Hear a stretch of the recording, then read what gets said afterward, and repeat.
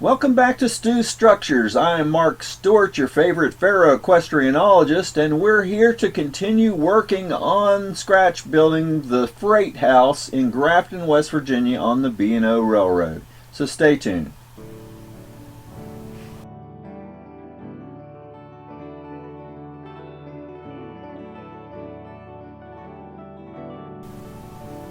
So we are here to continue our build on the freight house. Last video it was starting to come together pretty good now. We're going to continue on with getting some of those doors installed, hopefully working on windows and things like that so we can start getting the roofs and the walkways on. I don't want to get those on in advance because it's going to make it harder to come in here and work on the windows and the other things that I need to do. So we're going to do that in advance before we start on the roofs. And maybe in this video we can get a start on getting some of the roofs done and figure out how we're going to do the platforms that the overhangs come out over. There's platforms on both sides. This side where the square door was and the side where people would come pick up the packages, this other side would be the railroad side. But this side, it had a long overhang on it, but the platform was removed really early in life. So we probably will not put a platform on that side. There was one that came down along this end where cars could back into on this end. So we'll add that one, and it connected to this real long one because this platform on this side extended way out because there was a post office up the hill. And they would bring baggage cars and cars loaded with mail in and set them there to offload that would go up to the post office, the regional post office. So, anyway, that's other things we need to be thinking about while we're doing this. So we're just going to jump into this and get started, and let's just get going. One of the things that's bothered me is the metal siding on this building and how really intensely shiny it really is. So I'm going to use this Liquitex flat medium to come back and put this varnish on it. And this will also allow it to take paints and stains and powders and everything a little easier too. But you can see it took away all the shine and actually made it look a lot more like the metal sheeting that would have been on there, and it actually makes all the joints and the sheets stand out a lot too. It does make the lumpiness of it look a little more exposed, but I'm not going to worry about that for now. Then we come back and we paint all these stone seals underneath the windows and the doors and the vent structure at the one end there. And this would have been a good original concrete color, but this building was somewhat aged by this time. So I just have these chalks that I've ground down to powder in this little tray. And I'm going to use a real stiff brush and use some blacks and grays and just a little bit of browns and come back and just grind that into all these seals, especially the doors, which would have had stuff drug in and out them and left all kinds of mark on those seals, but also even the windows, because a lot of soot off of steam engines would have settled in there, so they would not have been a bright concrete color.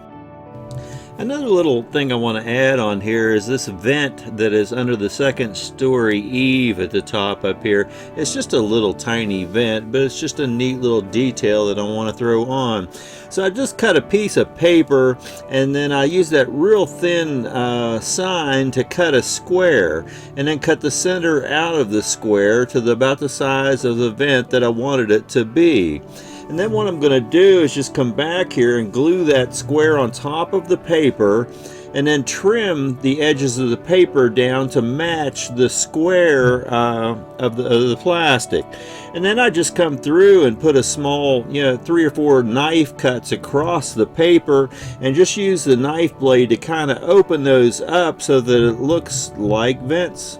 And then I just put some black paint on it, and then it's ready to add on to the building. Just a little simple thing, but it's a neat little tiny detail piece that really just needs to be on the building.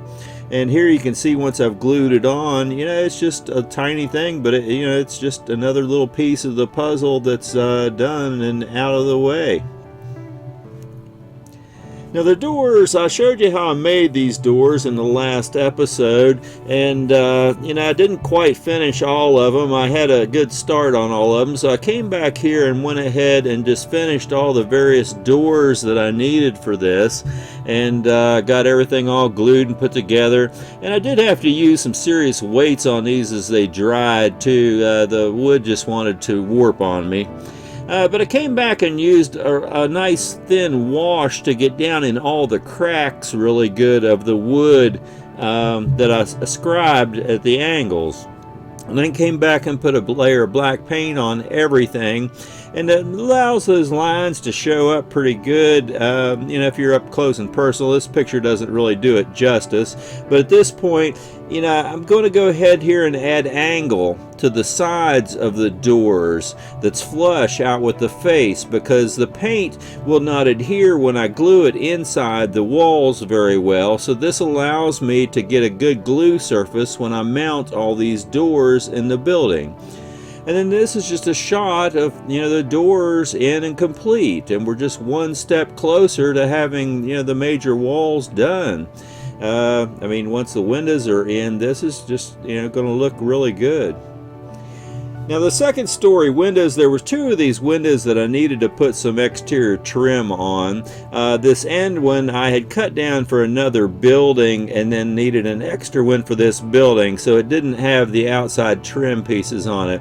So I'm just using this trim piece of wood that's pre-cut and just going ahead and painting one strip of it black for the length that I'll need, and just cut back and cut, you know, the two sides first, because I want the top piece to overlap that, and then the bottom piece just comes a little bit shy on either end of that. And also the bottom board on this double window that I manufactured had to be added on too, because the original one I had to cut it off. It just didn't look right the way it was glued together, so I put one solid piece on there. Now another detail that I'm going to add on here are these little white wooden panels on the sides of the brick of the door openings. These were about 4 to 5 foot tall, and you can see there's just, you know, wooden outside edges on it like this, and then there's a kickboard or something up about a foot from the bottom as well. And I guess this was just to keep the carts from destroying the brick as they drug carts and stuff in and out. So I cut the paper strips to the width of 2 of those thicknesses of plastic, and then I found this 10 by 20 evergreen plastic that I'm going to use to cut all the trim on top. So I come back and I cut all of those strips to 5 foot in height, and then I'll come back and cut all the tiny strips for the sides of those, and I'll glue all those on, and then just come back with the tiny pieces that make the top and the bottom and that little piece of kickboard, and we'll go into that more in the next show. Okay, so there you have another segment of Stu Structures and the build going on of this freight house. It's been a couple, 2.5 weeks or so since I started this video. You know, I'd been telling everybody and warning them that these may start coming out a little bit slower. In the last couple of weeks, it's been a whirlwind. I'm pretty fried. I think I hit the autopilot button a week and a half or so ago, and I get up and do my routine and go to bed at night. And it's sun up to sundown this time of year. I'm still trying to get the nursery moved. I'm hoping in the next 3 weeks that will be finished. All the structures are down and taken apart except for a couple of end walls that I need to cut up and remove. And then a lot of little stuff in the shed to clean out and blah blah blah. Anyway, in the next 3 weeks I hope to have at least everything moved to this new property that's you know, temporary for 2 years before I can buy some more property. In any case, you know, it's just that with all the jobs and everything else I've got going on and working on stuff here, once I get it moved from the other property to this end, it's just been overwhelming, and I just haven't had enough time to spend putting these videos together. So in any case, I'm going to start on the next one now. I am home for a couple of weeks before I have to take off again. Maybe I can get 1 or 2 out, and you know, in a fairly reasonable time. Hopefully not as long as this one, with 2.5 weeks between this and the last one. That's been a while. I don't like to wait that long in between videos, but you know, life is what it is. You kind of just roll with the punches. I learned to do that a long time ago, and you know, I stay, I'm an optimist, so I just, you know, I go on. I know everything's going to work out okay, and these are going to come out a little slower. I've been warning everybody of that, and you know, sure enough, it's happening now.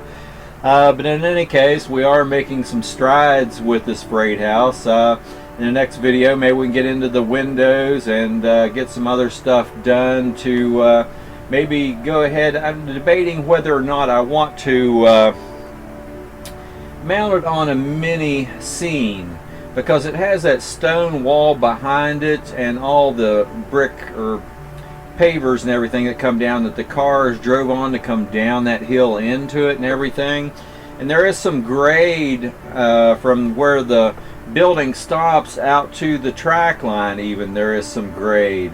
So whether or not I do a little square diorama for this, or I just do a little simple small footprint type of diorama, just, you know, it's just big enough for the building and the platforms and stuff, I'm not sure, but I want to do something, because I don't want to have to you know, model the area around it after I get it into place. It'll be twice as hard. So anyway, I'm trying to figure out where to go with that part of this right now.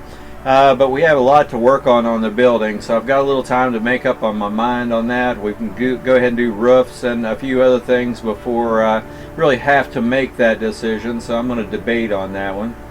In any case, thank you for coming back and sharing this time with me and watching my videos. I do appreciate it.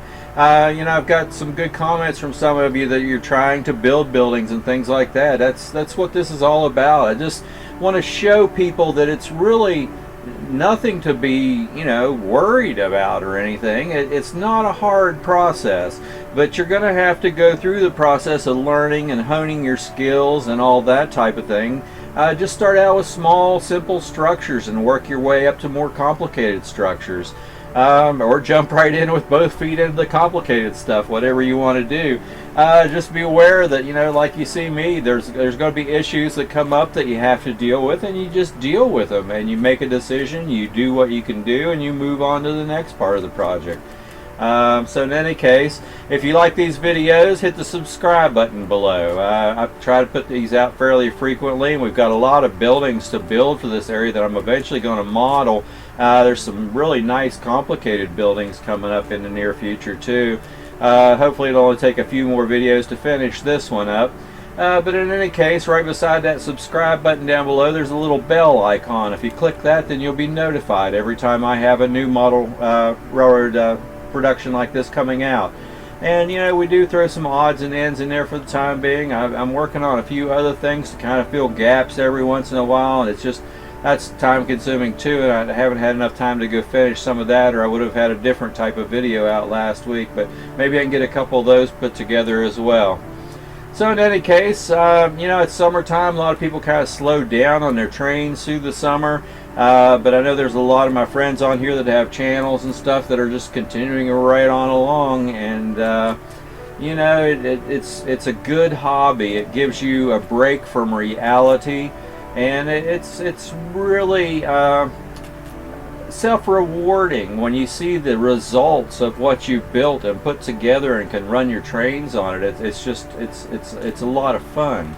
So in any case, jump out there and work on some of your trains or buildings or something, and happy model railroading.